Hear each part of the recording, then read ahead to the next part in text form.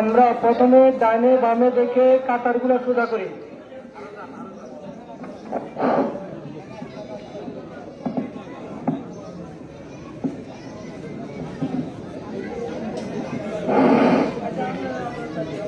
সম্মানিত এলাকাবাসী, পূর্বের ঘোষণা অনুযায়ী হাজী আহসানুল্লাহ সাহেবের জানাজার কাজ 5টা 30 মিনিটে শুরু হবে। আপনারা যদি এদিক সেদিক ঘোরাফেরা করেন, প্রতি মসজিদের সামনে আসুন। হাজী আহসানুল্লাহ সাহেবের জানাজা আগত মুসল্লিয়ান কেরাম, আসসালামু আলাইকুম ওয়া রাহমাতুল্লাহি ওয়া বারাকাতুহু। আপনারা জানেন মরহুম আহসানুল্লাহ সাহেবের 4 সন্তানে প্রবাস করে আর 1 মেয়ে। উনি জীবন দশায় উনি অল্প কিছুদিন শিপে চাকরি করেছেন, আর তার পুরা বয়সটাই আপনাদের মাঝে গণিপুর, বদরুল, হীরাপুরে আপনাদের মাঝে উঠা বসা করেছেন, চলাফেরা করেছেন। যদি কোনো ভুলবশত, ওনার জানা অজানা বশত যদি কোনো কথাবার্তা যদি আপনারা মনে কষ্ট পেয়ে থাকেন, তাহলে আল্লাহর বাস্তে ওনাকে ক্ষমা করে দিবেন। এই উপস্থিতি, এখন ওনার স্মৃতিচারণের উপর 2-1টি কথা বলার জন্য আমি বিশেষভাবে অনুরোধ করছি ওনারই আপন চাচাতো ভাই জনাব আব্দুল গফুরকে ওনার স্মৃতিচারণ করার জন্য বিশেষভাবে অনুরোধ করছি।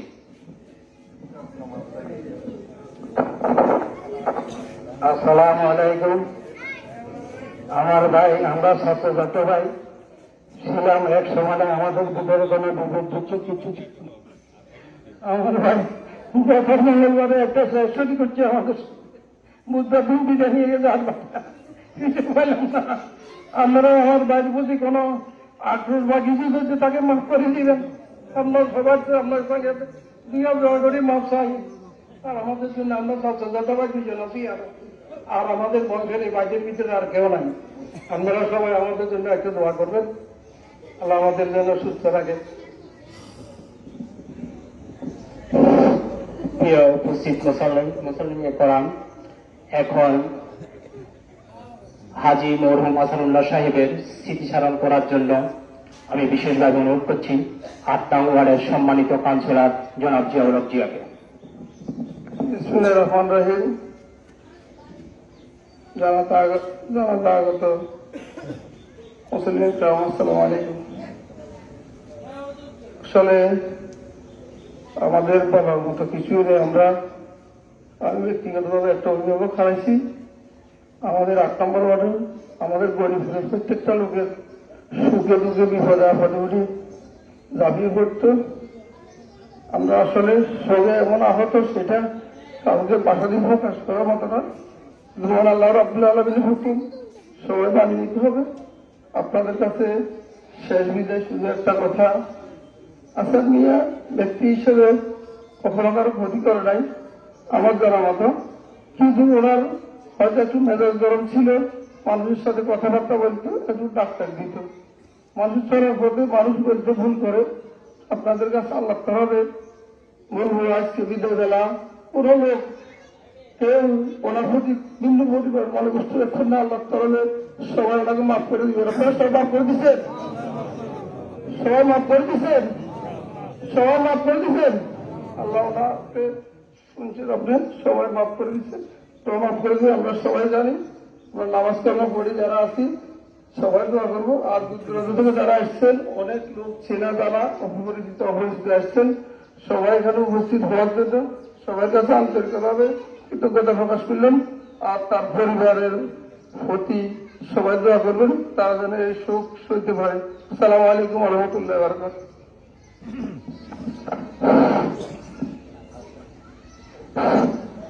এখন ওনার 3য় সন্তান জাহিদ হাসানের অনুরোধ ক্রমে 2-1টি কথা বলার জন্য আমি বিশেষভাবে অনুরোধ করছি সাবেক কাউন্সিলর জনাব গিয়াসউদ্দিনকে।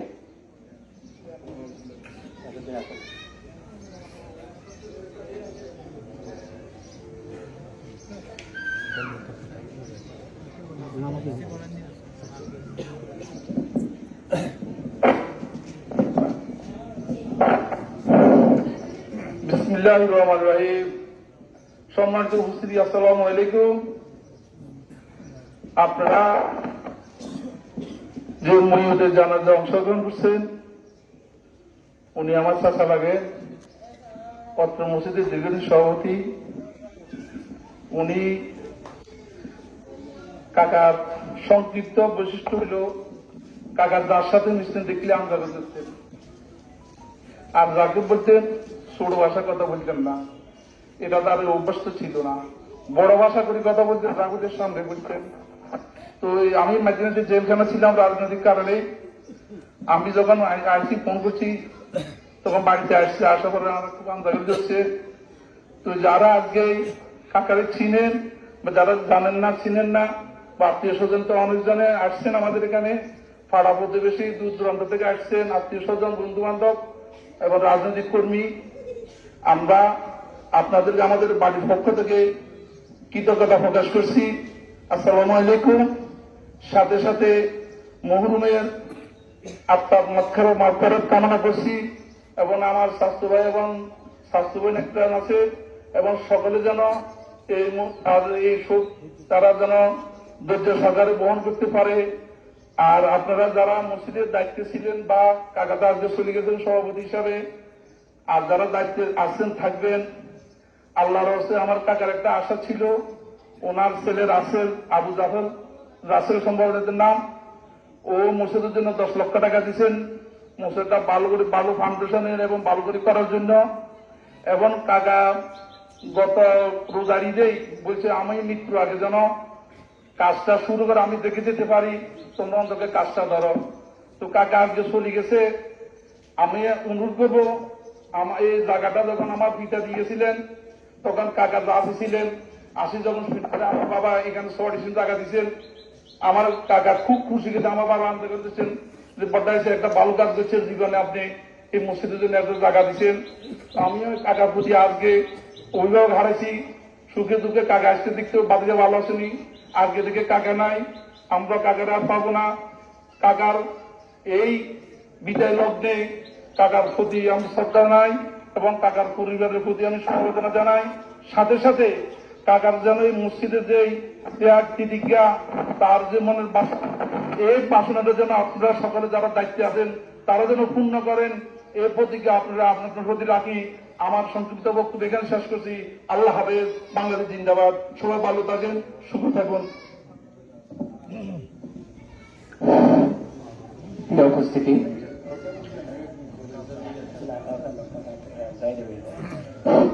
এখন তার পিতার স্মৃতিচারণ করাটা যে কত বড় কষ্ট, সেটা যারা পিতা হারিয়েছেন তারাই বুঝবেন। এখন হাজী আসানুল্লাহ সাহেবের স্মৃতিচারণ করার জন্য এবং দুটি কথা বলার জন্য আমি বিশেষভাবে অনুরোধ করছি তার এই তৃতীয় সন্তান জনাব জাহিদকে।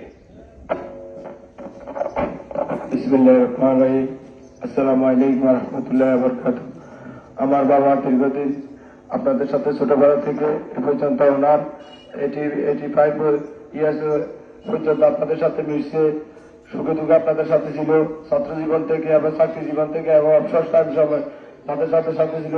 সবাই আমার বাবার সাথে যদি আপনাদের কারো লেনদেন থাকে আমাদেরকে আপনি বলবেন। উনি বিভিন্ন লেনদেনের সাথে জড়িত ছিল, মসজিদের ব্যাপার, বিভিন্ন সামাজিক সব সময় সবার সাথে লেনদেন করছে, দিচ্ছে নিচে। এখন কেউ যদি ওনার কাছে পাওনা থাকেন, সবচেয়ে গুরুত্বপূর্ণ যে আপনারা যে আমাদের সাথে যোগাযোগ করবেন, আমরা আপনাদের পরিশোধ দ্বারা এখনো পরিশোধ করবো ইনশাআল্লাহ। আল্লাহ আমাদেরকে ওইভাবে সম্পদ আপনাদের জানা দেওয়ার জন্য। যদি কেউ আমার বাবার কাছে আপনাদের জানা পান এবং আল্লাহ করতে এই সমাজের মানুষ এবং আমাদের এলাকার মানুষ আমাকে মাফ করবে। উনি সবসময় কঠোর ভাষায় ব্যবহার করতেন, মানুষের সাথে অনেকভাবে কঠোর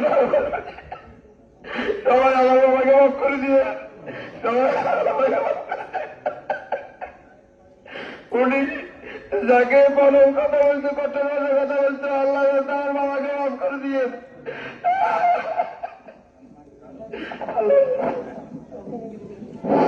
আপনারা কাকা সোজা করুন। এখন যারা যারা নামাজ পড়ানোর জন্য বেশিরভাগ অনুরোধ করছি এই মসজিদের ইমাম সাহেবকে।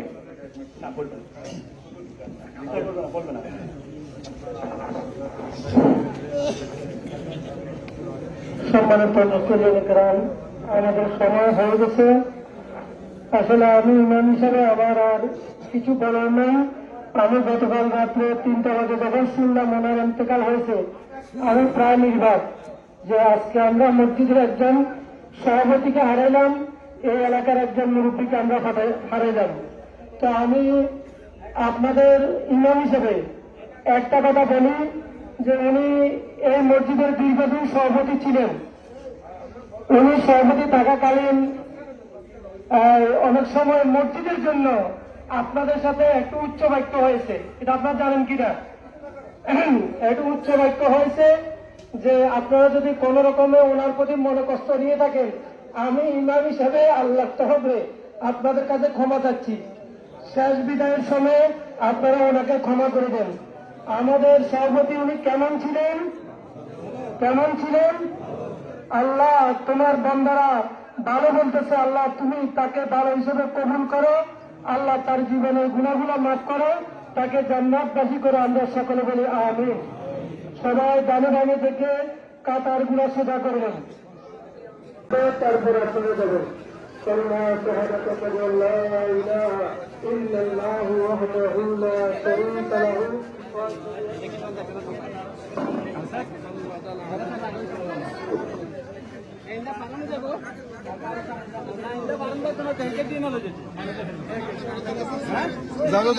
যাবো দুজন আগে হারে যান, দুজন আগে ভারে যান না, দুজন আগে ভারে যান।